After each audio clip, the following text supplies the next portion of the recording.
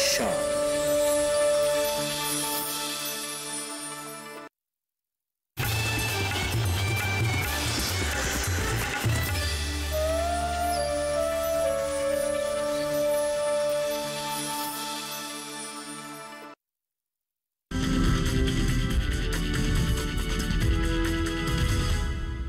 किसान भाइयों बहनों नमस्कार, आप देख रहे हैं दूरदर्शन किसान। स्वागत है आप सभी का कार्यक्रम खेत खलिहान के आज के अंक में। मैं हूं आपके साथ ज्योत्सना वाहल। खेत खलिहान एक ऐसा कार्यक्रम है जिसमें हम आपको खेती किसानी के साथ साथ पशुपालन के संबंध में भी कुछ विशेष जानकारियां देते हैं।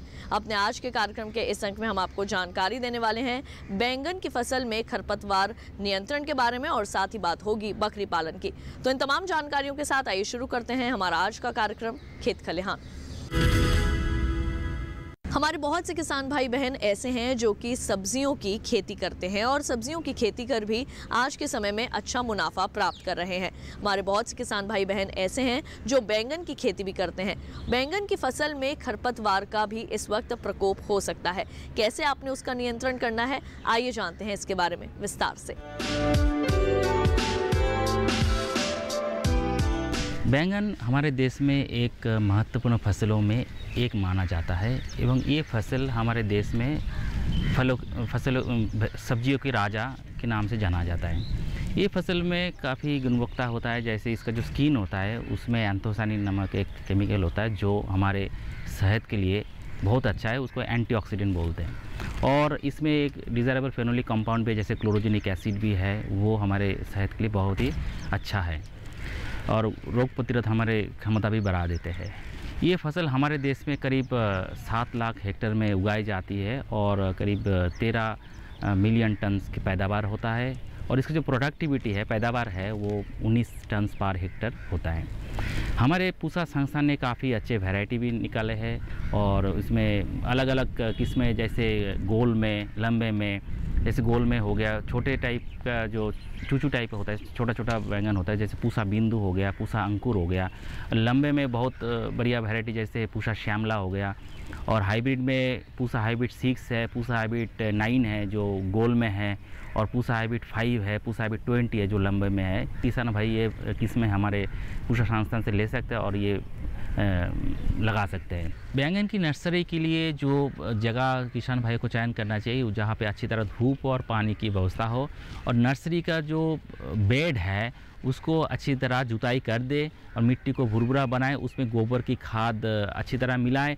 और एक चीज़ ध्यान दें किसान भाई, जैसे नर्सरी सॉइल में काफ़ी बीमारी आता है, जैसे डैम्पिंग ऑफ एक बीमारी आता है, बरसात की मौसम में ये बीमारी काफ़ी मात्रा में आ जाता है। तो इस बीमारी के लिए शुरू में ही किसान भाइयों को जो मिट्टी गोबर की खाद है या मिट्टी है उसके साथ ट्राइकोडर्मा की एक जीवाणु आता है, इसको अच्छी तरह मिलाए। 5 किलो मिट्टी या गोबर की खाद से कम 1 किलो ये दवाई को कीटाणु जीवाणु को मिलाए और अच्छी तरह नर्सरी मिट्टी में डाल दे और नर्सरी मिट्टी को अच्छी तरह भुरभुरा बनाएं, जैसे उसमें कोई भी पत्थर की कोई भी टहनी और खरपतवार कुछ ना हो।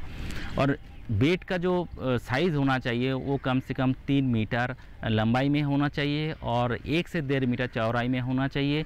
और इसमें क्या होगा किसान भाई, अच्छी तरह जो नर्सरी जो मैनेजमेंट कर सकते हैं, मिट्टी जो चरा सकते हैं बेड के ऊपर और खरपतवार पर भी निकल सकते हैं, तो ये नर्सरी बेड का साइज़ होना चाहिए। और जो सीड है उसको लगाने से पहले या सोइंग करने से पहले सीड को अच्छी तरह ट्रीटमेंट कर ले। जो ट्रीटमेंट करने के लिए हम बोलते हैं कैप्टन 2 ग्राम प्रति केजी के हिसाब से सीड को अच्छी तरह मिला दे और वो सीड नर्सरी में सोइंग कर दे। और सोइंग करने के समय जो लाइन टू लाइन जो लाइन में सोइंग करे और एक जगह ज़्यादा सीड ना गिराए। इसमें क्या होगा, एक तो जो अलग अलग जो वैरायटी है उसका जो सीडलिंग जो बाद में आता है तो उसका हर एक सीडलिंग को न्यूट्रिशन नहीं मिलेगा मिट्टी से और इसमें बीमारी भी ज़्यादा होता है, कीड़े भी ज़्यादा आ जाता है। तो इसलिए लाइन टू लाइन सोइंग करें। इसमें लाइन टू लाइन जो डिस्टेंस रहना चाहिए कम से कम 4 से 5 सेंटीमीटर लाइन दूरी होना चाहिए। और जो बीज को ज़्यादा गहराई में ना बुआई करे, इसमें क्या होगा जर्मिनेशन में लेट होगा और जो इसमें लेट होने से जो सीडलिंग का जो ग्रोथ अलग अलग हो जाएगा, तो इसलिए कम से कम 1 सेंटीमीटर गहराई में इसको सोइंग कर दे। सोइंग करने के बाद किसान भाई तुरंत जो सूखे जो खरपतवार है या तो ग्रास है उसको अच्छी तरह ढक दे और उसमें अच्छी तरह सिंचाई कर दे और पानी का भी छिड़काव कर दे। इसमें क्या होगा, जो उसमें नमी भी बना रहेगा और जल्दी जल्दी जो जर्मिनेशन भी हो जाएगा। और 7-8 दिन में इसका जर्मिनेशन हो जाता है। एवं जर्मिनेशन होने के बाद ही जो ड्राई ग्रास है जो पहले रखे थे बीज के ऊपर, उसको तुरंत हटा दे और हटाने के बाद उसको जो दवाई हम बोलते हैं जैसे कैप्टन 2 ग्राम प्रति लीटर पानी में घोल के अच्छी तरह उसको छिड़काव कर दे या तो ड्रेंचिंग कर दे। और नर्सरी में एक चीज़ ध्यान दे, जो कीड़ा आता है फ्रूट एंड शूट बोरर, वो नर्सरी से कंट्रोल करे तो हम बहुत ही अच्छा है। इसके लिए नर्सरी में फेरोमोन ट्रैप लगाए और जो स्पाइनोसेट दवाई है 3.5 से 4 ml प्रति 10 लीटर पानी में घोल के उसको अच्छी तरह छिड़काव कर दे, जैसे कीड़ा नर्सरी से कंट्रोल हो, जो बाद में कीड़ा की समस्या कम हो। और जो नर्सरी में पानी की कमी नहीं होना चाहिए और 7 दिन 10 दिन बाद नर्सरी में अच्छी तरह पानी दे। और कैप्टन जो दवाई है वो कभी भी डैम्पिंग अप आ जाता है तो उसके लिए ये दवाई अच्छी तरह ड्रेंचिंग कर दे। और जो 1 महीना में पौधा हमारा तैयार हो जाएगा मेन फील्ड के लिए, तो अच्छे हेल्दी सीडलिंग वो लगा सकते हैं। अभी जो बरसात की मौसम चल रहा है, इस मौसम में बैंगन की नर्सरी तैयार हो गए, पौधा भी तैयार हो गया। अभी मेन फील्ड में इसका लगाना ज़रूरी है। तुरंत इसका ध्यान दे, ये बरसात अभी भी चल रहा है तो मेन फील्ड जो प्रिपरेशन की बात आती है उसमें जहाँ पे अच्छी धूप हो, ना पानी की व्यवस्था हो, वो जगह किसान भाई चयन कर ले। और पानी की निकासी की बहुत ज़रूरी है, क्योंकि बरसात के टाइम में पानी जम जाता है तो वो बैंगन के लिए काफ़ी हानिकारक होता है। और जो सीडलिंग जो चयन करे जिसमें बीमारी नहीं है और जो हेल्दी सीडलिंग, वही किसान भाई चयन करे और उसको लगाए। और लगाने से पहले एक चीज़ ध्यान दे, जो छिड़काव करे, एक दवाई जो आते हैं जो स्पाइनोसेट की एक दवाई आता है, जो उसमें छिड़काव करने से जो आगे वाली जो फसल है उसमें काफ़ी कीड़ा की कमी होगा। तो बैंगन लगाने से पहले जो फील्ड में मेन फील्ड में गोबर की खाद अच्छी तरह दे दे, जैसे 1 हेक्टर में 25 से 30 टन गोबर की खाद अच्छी तरह मिला दे और उसमें अच्छी तरह ट्रैक्टर से मिट्टी को जुताई कर दे। और लगाने के समय जो पौधे से पौधे दूरी होना चाहिए, वो जैसे हाइब्रिड के लिए पौधे से पौधे दूरी कम 90 सेंटीमीटर बाई 75 सेंटीमीटर, और जो मध्यम जो ग्रोथ वर्गीय जो किस्में है उसके लिए 75 इंटू 60 सेंटीमीटर की पौधे से लाइन टू लाइन एवं पौधे से पौधे दूरी रखें। और एक चीज़ किसान भाई को ध्यान देना चाहिए, खरपतवार बहुत ही हानिकारक होता है। जैसे बैंगन बढ़ता है तो उसमें खरपतवार रहेगा तो उसमें पूरा न्यूट्रिशन नहीं मिलेगा पौधे को, तो उसकी ग्रोथ कम हो जाएगा। तो इसलिए लगाने से पहले ही एक पेंडिमिथालिन के एक खरपतवार नाशक आता है, वो अच्छी तरह छिड़काव करे और उसका जो 1 हेक्टर में करीब 2 से 2.5 लीटर जो दवाई है वो छिड़काव कर दे बढ़िया से। और छिड़काव करने से पहले एक चीज़ ध्यान दे, जैसे मिट्टी में थोड़ा नमी रहे, इसलिए जो आने वाले जो फसल है उसमें खरपतवार की काफ़ी कमी होगा। अभी लगा सकते हैं, जैसे जो वैरायटी मैंने बता दिया वो वैरायटी लगा सकते हैं। और लगाने के बाद तुरंत सिंचाई करें। सिंचाई क्योंकि जो मिट्टी में ऐसे बरसात की मौसम है तो मिट्टी में नमी होगा, फिर भी लगाने के बाद सिंचाई कर दे जैसे पौधा की स्टैंडिंग हो जाए। और एक चीज़ ध्यान दे, लगाने से कम 15 दिन बाद जो अच्छी तरह उसको क्योंकि खरपतवार आना शुरू हो जाएगा तो इसमें, और उसको अच्छी तरह खुरपी से खरपतवार को दमन करे और इसमें कोई भी छिड़काव ना करे, कोई भी खरपतवार नाशक से छिड़काव ना करे, इसमें पौधे को हानि पहुंचा सकते हैं। और इसलिए किसान भाई को एक चीज़ ध्यान देना है, जो हम खरपतवार जब हम खुरपी से करते हैं उसमें एक चीज़ और ऐड हो जाता है, क्योंकि जो उसमें मिट्टी में हवा भी खिल जाता है और इसको मिट्टी के गुड़ाई भी हो जाता है। और लगाने के बाद जब फूल आना शुरू हो जाए, कम से कम 1 महीना बाद जब फूल आना शुरू हो जाए, तो जो मेन जो हमारा कीड़ा है बैंगन में जो हानि करता है, जो फल एवं टहना छेदनकारी जो कीड़ा है, वो कीड़ा को दमन करना बहुत ही ज़रूरी होता है। तो इसलिए किसान भाई एक चीज़ जो हम कीटनाशक की बात करते हैं, जैसे स्पाइनोसैड, इस बहुत ही अच्छी कीटनाशक है और इसको 1 लीटर पानी में 3 से 3.5 ml डाल के अच्छी तरह छिड़काव करें जब फूल आना शुरू होगा तब। और एक बार कीड़ा लग जाए तो उसके बाद इस कीड़े को दमन करना काफ़ी मुश्किल हो जाता है। तो ये कीड़े दमन करने के लिए किसान भाई ये सावधानी बरत ले।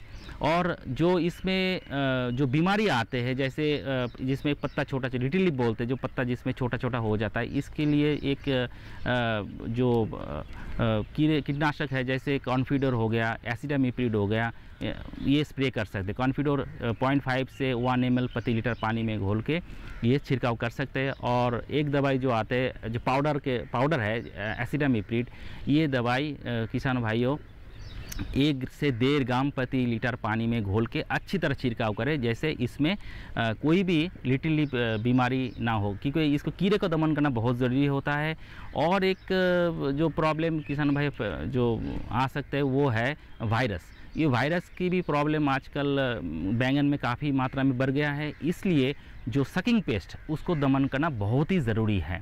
इसलिए जैसे वाइट फ्लाई हो गया, जैसिड्स हो गए, ये वायरस फैलाता है। तो इसके लिए किसान भाई को येलो ट्रैप जो हम बोलते हैं, पीला जो ट्रैप होता है, जो स्टिकी ट्रैप होता है, इसको कम से कम 1 हेक्टेयर में 10 से 12 स्टिकी ट्रैप लगा दे और इससे जो कीड़ा है उसमें फंस जाएगा और बाकी जो बीमारी कम फैलेगा।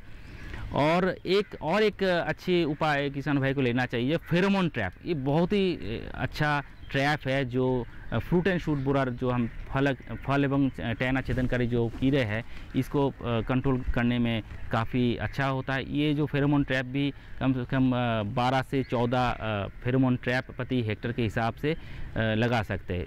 इसको एक खूंटी के साथ लगा दे, थोड़ा रस्सी से बांध के अपने फील्ड में लगा दे, तो इसमें जो कीड़ों और जो बाकी सकिंग पेस्ट काफ़ी कम आएगा।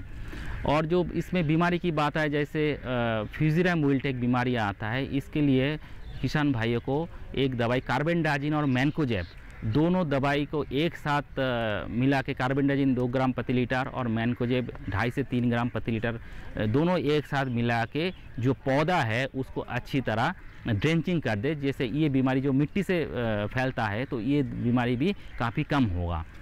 और उसके बाद बाकी 30 दिन बाद खरपतवार के लिए दोबारा मैनुअली खरपतवार निकाल सकते हैं और इसके बाद जो फूल और फल आना शुरू हो जाएगा। तो ये चीज़ किसान भाई ध्यान दें, क्योंकि बैंगन में सबसे ज़्यादा कीटनाशक स्प्रे होता है जो फ्रूट एंड शूट बोरार के लिए। तो किसान भाई हमारा जो कंज्यूमर की बात आता है, जो सेफ्टी की बात आता है, इसलिए जो फल तोड़ने से कम 20 से 25 दिन पहले कोई भी छिड़काव ना करे। एक बार फूल आने के समय छिड़काव कर दे तो बाद में जो कीड़े का जो प्रकोप है काफ़ी कम होगा। और इसके बाद जो फल तोड़ सकते हैं, तो वो फल बाज़ार में भी अच्छी तरह उसको पैदावार में भी मिलेगा और अच्छी तरह मुनाफा भी होगा। तो हम आशा करते हैं ये सब कुछ सावधानी किसान भाई लेंगे तो उनको काफ़ी मुनाफे होगा। तो किसान भाइयों बहनों, अभी आपने जाना कैसे आपने करना है बैंगन की फसल में खरपतवार नियंत्रण, जिस तरह से आपको बैंगन की फसल जो है वो अच्छी प्राप्त हो सके। कार्यक्रम खेत खलिहान में वक्त हो चला है एक छोटे से ब्रेक का। ब्रेक के बाद बात होगी बकरी पालन की। आप देखते रहिए दूरदर्शन किसान। ये कामयाबी है अन्नदाता की, ये कहानी है खेत और खलिहानों की। कैसे करें अपने पशुओं की देखभाल, जानिए गांव-गांव के किसानों का हाल। देखिए गांव किसान सोमवार से शुक्रवार दोपहर 12:05 पर। 50 साल से लगातार कृषि दर्शन है आपके साथ। खेती की नई तकनीकों से लेकर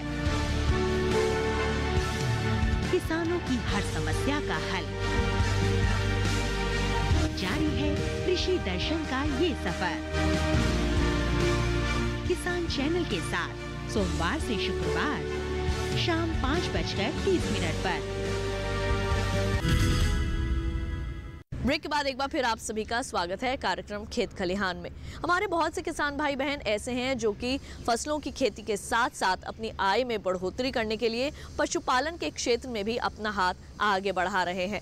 कैसे कर सकते हैं आप बकरी पालन? कार्यक्रम के इस भाग में हम आपको इसी के बारे में जानकारी देने वाले हैं।